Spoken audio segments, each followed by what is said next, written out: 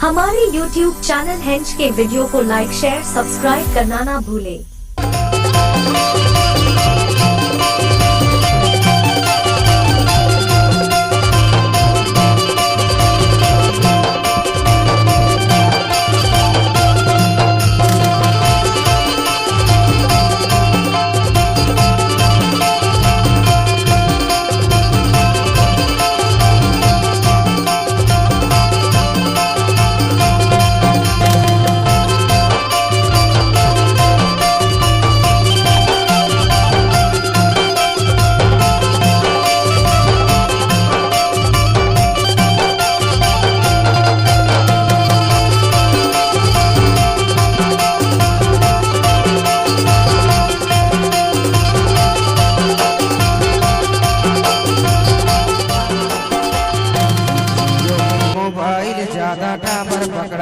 Present by हेंच के video क्या रौदी और आजकल के टूरी फटहा जींस महीना थे और काका थे अरे इसी टगरामा संगी मैसेज करते अरे इसी टगरामा संगी मैसेज करते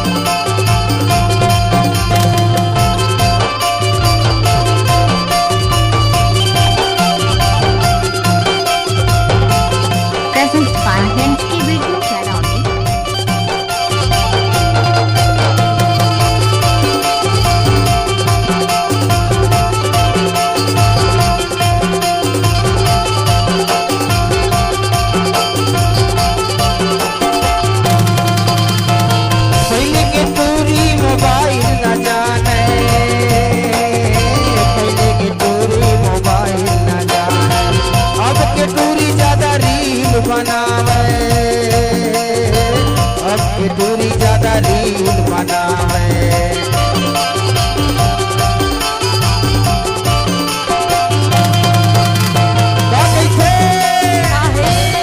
सुना था सुनाना वो गाना में काहे पहली की टूरी मोबाइल न जाने अब पहली के टूरी मोबाइल न जाने अब के टूरी ज्यादा रील बनावे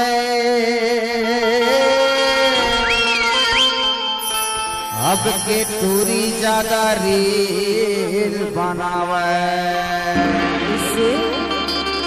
और कैसे काबर जानता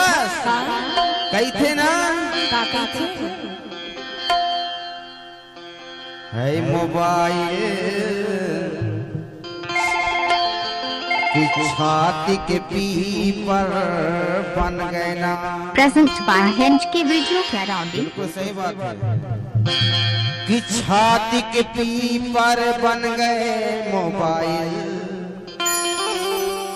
की छाती के पीपर बन गए ना।